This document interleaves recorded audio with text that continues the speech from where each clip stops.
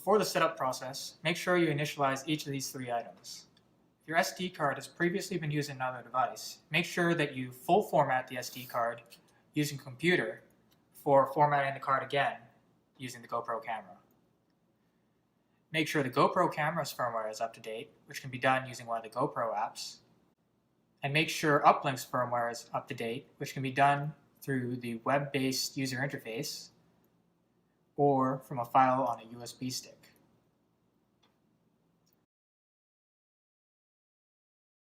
To set up UpBlink, you'll need a U3 rated SD card, which is required by the GoPro camera, and a 5-volt 2-amp power supply that has an always-on feature.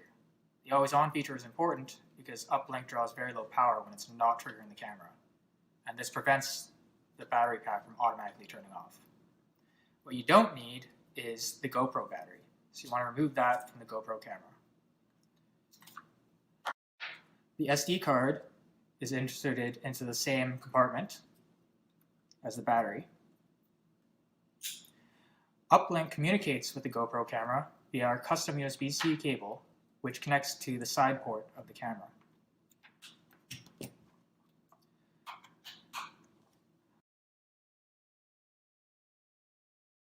UpBlink is then powered by a micro USB cable, which connects to your always-on power supply.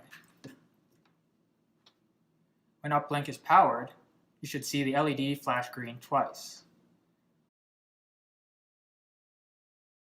Now to activate UpBlink's programming mode, hold down the button until the LED flashes green once a second. While the LED is flashing once per second, this means that UpBlink is starting to boot up its Wi-Fi access point signal, which is used for programming. Once the Wi-Fi signal is active, the LED will flash green quickly before continuing to flash green once every 5 seconds. Now that the UpBlink's Wi-Fi signal is active, you can connect to it from a smartphone or computer to program UpBlink schedules using a web browser. The UpBlink's programming page is only available when connected to UpBlink's Wi-Fi access point signal. If you navigate to UpBlink's programming page while not connected to UpBlink's Wi-Fi signal, you may see an error page similar to this. To connect to UpBlink, open your Wi-Fi connections menu. UpBlink's network name always begins with UpBlink, although the appended text can be adjusted in the programming interface. The default password to connect to UpBlink is 1234567890. If you're using a smartphone, you may also get a pop-up notification indicating the internet is not available, which needs to be acknowledged before the phone switches to using the local Wi-Fi connection rather than your mobile data plan. When connected to UpBlink's Wi-Fi signal, you will not have external internet access.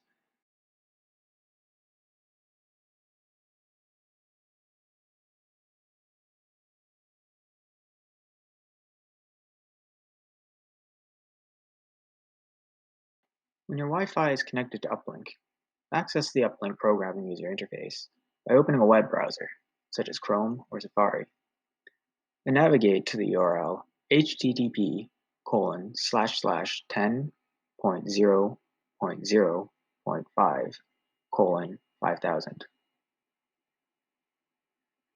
This status box will display communication status between your browser page and UpBlink, as well as information about your program schedules, such as unsaved changes or scheduling errors. The UpBlink user interface has tooltips located throughout the page, and hovering over or clicking on them can provide additional information on a feature. If your GoPro camera is on and communicating with UpBlink, the camera status will be displayed here in this top menu.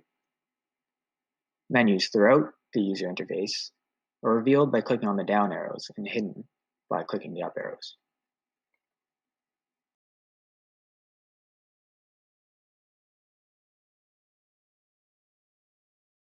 Before beginning to program UpBlink, the first thing to do is click the Sync Time button to push the time zone and date information from your device to the UpBlink.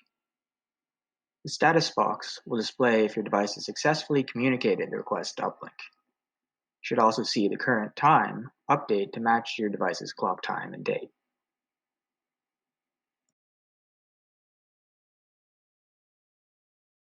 To create a capture schedule, Click on any of the numbered schedule headers.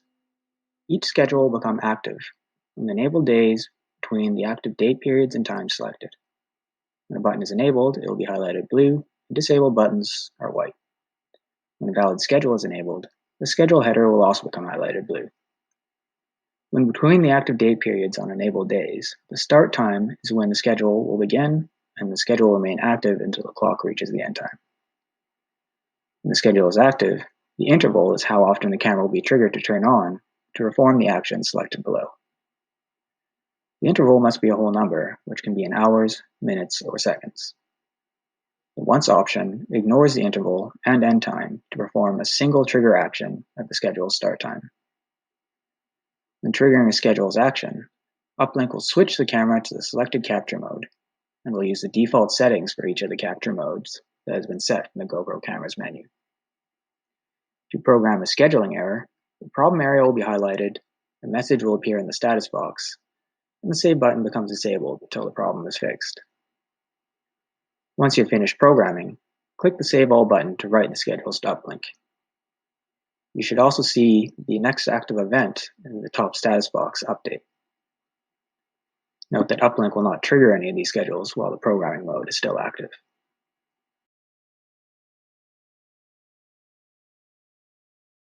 To upload footage to CloudX, the UpBlink needs to obtain an internet connection.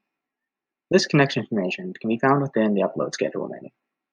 It is important to test that your UpBlink can obtain an internet connection from your program settings by clicking on the Test Connection button once your connection settings have been programmed. The connection to the internet can be obtained by connecting to a Wi-Fi network or from a USB Ethernet device connected to UpBlink's USB port, such as a USB cellular modem. If using a USB mobile hotspot that broadcasts a Wi-Fi network, this modem should also be connected to UpBlink's USB port. To conserve power, UpBlink only powers its USB port for programming mode and upload triggers. Therefore, a USB port accessory should not have a battery, since this battery will not be consistently recharged by UpBlink's USB port.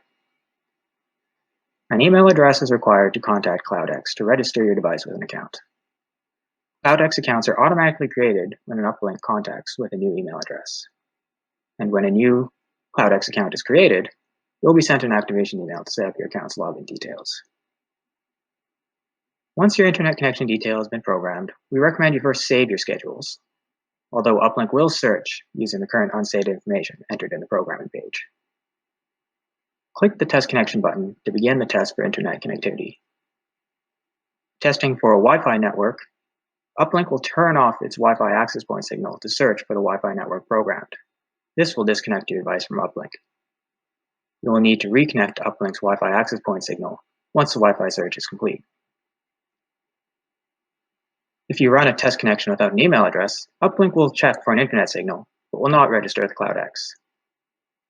If the connection to the internet is successful, this will also check if a newer UpBlink firmware version is available to be installed. After a Wi-Fi search, this drawer will update to contain a list of Wi-Fi networks located by UpBlink and the signal strength of each network. This test connection button should always be used at your deployment site to determine if you have a reliable signal strength. An upload schedule is programmed in the same way as a capture schedule, with set dates, times, days, and intervals. However, an upload schedule's action relates to which files are indexed and how to upload these files. When programming multiple schedules, UpBlink can only trigger a single schedule's action at a time. If there is a conflict between the triggering times, priority goes to the action that is currently active. No scheduled action is currently active, the lower numbered schedule takes triggering priority, and the other schedule's action will be skipped. Therefore, you should ensure that the triggering times between schedules are offset. The upload schedule has a maximum upload duration, which is the longest amount of time UpBlink will spend uploading footage. This timeout option can be used to make sure that your upload schedule does not interfere with capturing footage when you're uploading between capture triggers. The timeout can be set for a longer duration, not uploading between capture triggers, or you would like uploading files to have priority over capturing new footage. If UpBlink completes uploading all files before the timeout period has elapsed, the upload action will end early. If the upload timeout period elapses, the upload action will end, and any remaining untransferred footage will be placed in a backlog, pending transfer on the next upload trigger. If you have a backlog of files that have not transferred, the number of pending files will be displayed here. All footage captured by UpBlink will be saved to the SD card at the resolution set from the GoPro camera menu. However, to reduce data transfer size, UpBlink provides the option to upload a compressed file. To determine which file should be uploaded, UpBlink provides two options. The Upload Latest option will only check for the most recently captured file at the time of the upload trigger to be added to the upload list. The Upload All option will add to the upload list all footage captured after a set date.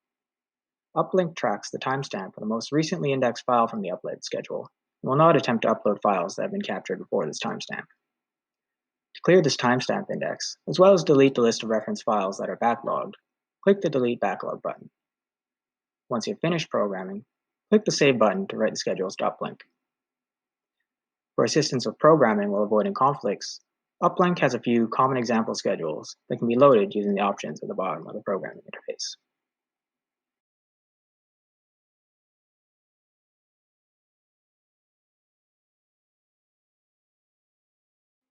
Once your schedules have been programmed and saved, scroll to the top of the page to click the Restart and Capture Mode button.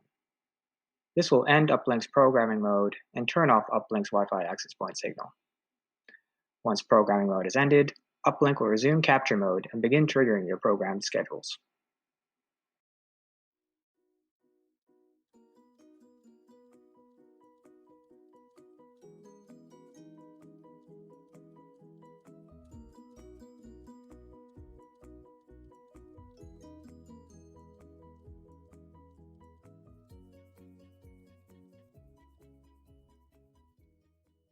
When you first get it, you may need to adjust the camera bracket to fit your specific camera model. To open the door, press the gray tabs on the side and lift the latches. Now to adjust the bracket, you'll need a Phillips head screwdriver.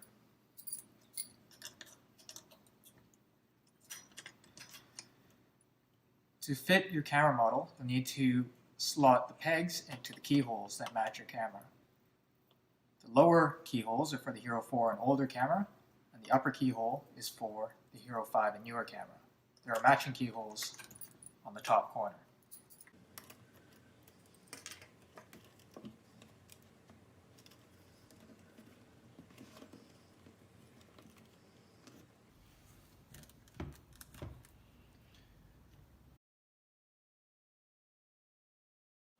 With your camera securely in place, the next step is to connect your camera controller. Make sure you reference the tutorial for your camera controller before proceeding. The controller connects to the USB-C port on the side of the camera. Our enclosures include a battery pack that has an always-on feature, which is important for use of our controllers. Connect the power to the camera controller and insert all the components into the enclosure. When closing the enclosure, it's very important to make sure that the O-ring is clear from debris and cables to ensure a watertight seal.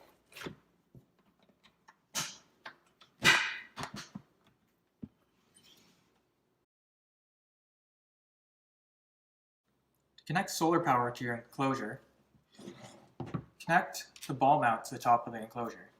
Make sure to use a lock washer.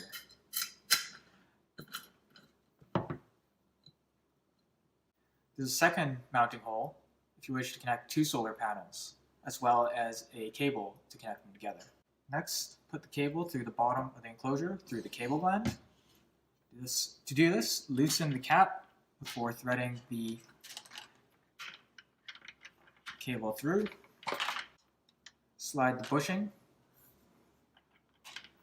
into the cable gland and tighten. Connect your battery charging adapter to the end of the cable and make sure it snaps tight over the two ridges. And connect that to your battery's charging port.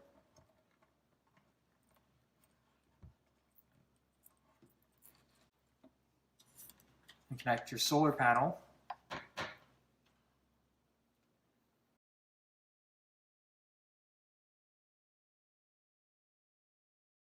For AC power, run an extension cord to your enclosure. You'll need a USB wall adapter suitable to your country. Use the USB adapter, plug to one end of your power cable, plug that into the USB adapter, and thread the other end of the power cable through the cable gland at the bottom of the enclosure. To do this, you'll need to unscrew the cap before threading the cable through the hole. You'll then need to slide the bushing into the cable gland and tighten around the bushing.